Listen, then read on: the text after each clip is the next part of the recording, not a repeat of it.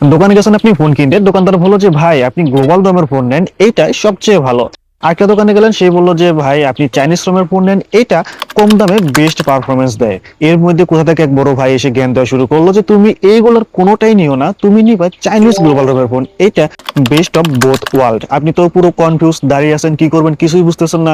আপনি এটাও বুঝতেছেন না যে গ্লোবাল রম কি, চাইনা রম কি, বা চাইনিজ গ্লোবাল রম বাবার কি, বা কোনটার সুবিধা কি কোনটার অসুবিধা কি, আপনার জন্যই বা কোনটা কেনা উচিত হবে। আজকের এই ভিডিওতে এই কনফিউশন আমি একেবারে ক্লিয়ার করে দেওয়ার চেষ্টা করব।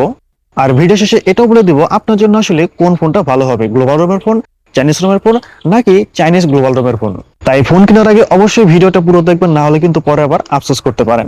মেইন টপিকে যাওয়ার আগে চলুন রম সম্পর্কে খুবই সংক্ষেপে জেনে নেই। মোবাইল ফোন চালানোর জন্য যে অপারেটিং সিস্টেম দরকার অ্যান্ড্রয়েড, সেটাকে বিভিন্ন কোম্পানি নিজেদের মতো করে কাস্টমাইজ করে ডিজাইন করে, সেটার নামই হচ্ছে রম। যেমন শাওমিতে সেটা হাইপার ওএস, স্যামসাং এ সেটা ওয়ান ইউআই, ভিভোতে সেটা ফান্টাস ওএস বা বর্তমানে অরিজিন ওএস।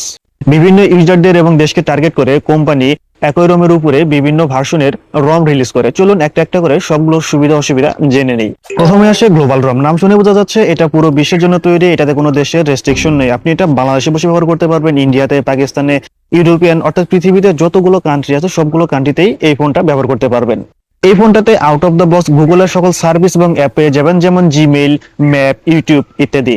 বক্স থেকে ফোনটা বের করবেন, সিম লাগাবেন আর ব্যবহার শুরু করবেন, এক্সট্রা কোনো ঝামেলা নাই। এই রমের আরেকটা বড় সুবিধা হচ্ছে এটা অফিসিয়াল রম, মানে কোম্পানি নিজেই তৈরি করে, সেই জন্য এটাতে ওটি আপডেট পাবেন, ওয়ারেন্টি পাবেন এবং সার্ভিস সেন্টারে গিয়ে এটার সুবিধা নিতে পারবেন। এটাতে ব্যাংকিং অ্যাপগুলোতে কোনো ধরনের সমস্যা করে না। বাংলাদেশে যত অফিসিয়াল ফোন আসে সবগুলোই গ্লোবাল রমের ফোন। এটা আপনি চিনবেন কিভাবে? ফোনের অ্যাবাউট সেকশনে যাবেন, সেইখান থেকে ওএস ভার্সন খুঁজে বের করবেন। আমি উদাহরণ হিসেবে Xiaomiটা দেখাচ্ছি। যদি ওএস ভার্সন করে এমআই লেখা থাকে তাহলে সেটা গ্লোবাল রমের ফোন।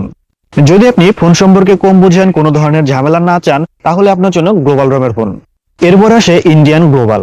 কোম্পানি বিভিন্ন ইউজার এবং দেশকে টার্গেট করে সেই দেশ অনুযায়ী রম তৈরি করে। যেমন ইন্ডিয়ার জন্য তৈরি করলে ইন্ডিয়ান রম, ইন্দোনেশিয়ার জন্য করলে ইন্দোনেশিয়ান রম, রাশিয়ার জন্য করলে রাশিয়ান রম। এই রমগুলো চেনার উপায় হচ্ছে ওএস ভার্সন কোডে ওই দেশের কান্ট্রি কোড থাকবে। যেমন যদি আইএন থাকে সেটা ইন্ডিয়ান, আইডি থাকলে ইন্দোনেশিয়ান, আরইউ থাকলে রাশিয়ান। গ্লোবাল রম এবং ইন্ডিয়ান গ্লোবাল এই দুটার মধ্যে পারফরমেন্সে কোনো ধরনের পার্থক্য হয় না। পার্থক্য হয় সামান্য কিছু লোকাল অ্যাপ বা রিজিওনাল থিমে। যেমন ধরেন আপনি যদি ইন্ডিয়ান গ্লোবাল রমের ফোন কিনেন, তাহলে আপনি সেই ফোনের থিম স্টোরে অধিকাংশই তাদের যে রিলিজিয়াস থিমগুলো আছে সেই রিলেটেড থিমগুলো পাবেন আপনি, অথবা সেই দেশের কিছু অ্যাপ আপনি প্রি ইনস্টল পেয়ে যাবেন। এরপরে আসে সবচেয়ে আলোচিত রম, চায়না রম। বাংলাদেশের মানুষের মধ্যে সবচেয়ে বেশি ভুল ধারণা আছে এই রমটা নিয়ে। এই রম সম্পর্কে বলার আগে আপনাদেরকে বলে রাখি, আমি 2017 সালের পরে আজ পর্যন্ত কখনো গ্লোবাল রমের ফোন ব্যবহার করিনি, সবসময় চায়না রমের ফোন ব্যবহার করেছি। তার বেশ কয়েকটা কারণ আছে। তো এখন আমি যে কথাগুলো বলবো, এই কথাগুলো কোনো ইউটিউবারের রিভিউ থেকে না, জাস্ট আমার অভিজ্ঞতা থেকে বলবো। চায়না রম তৈরি হয় শুধুমাত্র চায়না দেশ বা চায়না মার্কেটের জন্য। চায়না রমের ফোন কেনার এক নম্বর কারণ হচ্ছে এটার স্মুথনেস এবং ওটিএ আপডেট। এটা শুধু আমার মতে না, অনেক টেক লাভারদের মতে গ্লোবাল রমের চেয়ে চায়না রম একটু বেশি স্মুথ হয়ে থাকে এবং ওটিএ আপডেট আগে আসে। এটা স্মুথ এবং ওটিএ আপডেট আগে আসার কারণ হচ্ছে যেহেতু চায়নারা তাদের নিজেদের জন্য তৈরি করে, সেই জন্য এই রমটাতে তারা একটু বেশি সময় দেয়। চাইনিজ ফোনের যতগুলো মার্কেট আছে তার মধ্যে সবচেয়ে বড় মার্কেট চায়না নিজেই। চাইনিজ ফোন কেনার দুই নম্বর এবং মেইন কারণ হচ্ছে এটার দাম। আমার কাছে দুইটা ফোন আছে, একটা রেডমি টার্বো 4 প্রো আর একটা ভিভো X300 প্রো।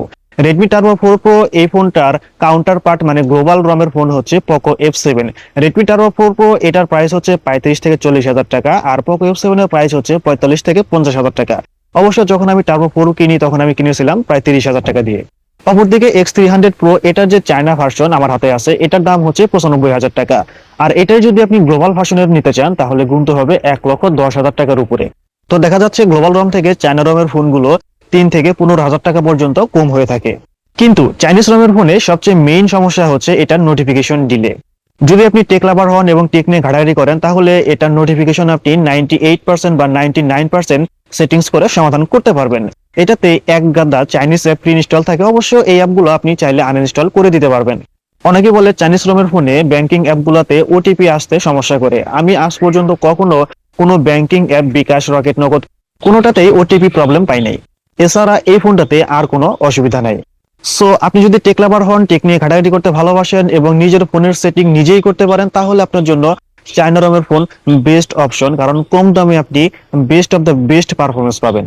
আর যদি আপনি টেক লাভার না হন, জাস্ট ফোনটা বক্স থেকে বের করবেন, ব্যবহার করবেন, কোনো ধরনের ঝামেলা দিতে চান না, তাহলে আপনার জন্য চায়না রমের ফোন না, আপনি গ্লোবাল রমের ফোন নিয়ে নেন।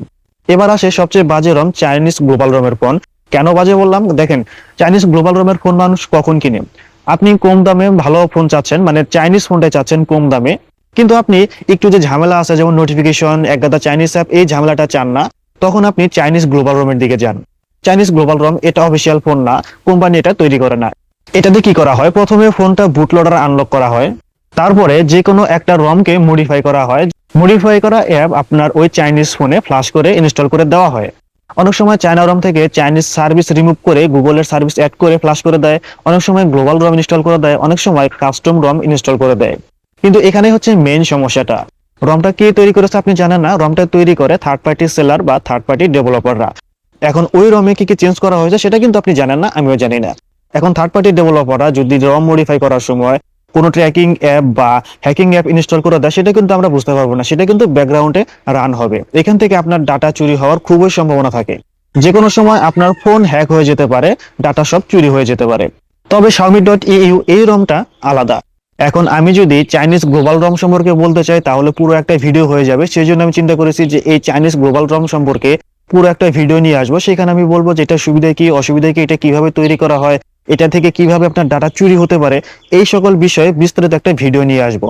আপনি যদি চিন্তা করে থাকেন আপনি চাইনিজ গ্লোবাল রমের ফোন নেবেন, তাহলে আমার নেক্সট ভিডিও দেখার পর সিদ্ধান্ত নেবেন যে আপনি আসলে চায়না গ্লোবাল রমের ফোন নেবেন কিনা। তার আগে আপনি আর চাইনিজ গ্লোবাল রমের ফোন নিয়েন না। আর যারা অলরেডি চাইনিজ গ্লোবাল রমের ফোন ব্যবহার করেন তারা কি করবেন সেটা আমার নেক্সট ভিডিও দেখার পর সিদ্ধান্ত নেবেন। তো সারমর্ম হচ্ছে, আপনি যদি কোনো ঝামেলা না চান, বক্স থেকে ফোন বের করে ব্যবহার শুরু করবেন, তাহলে আপনার জন্য গ্লোবাল রম। আপনি যদি একটু কাস্টমাইজ করতে পারেন এবং টেক লাভার হয়ে থাকেন তাহলে আপনার জন্য চাইনিজ রম বেস্ট অপশন। আর চাইনিজ গ্লোবাল এটা থেকে আপাতত দূরে থাকুন আমার নেক্সট ভিডিও দেখা না পর্যন্ত।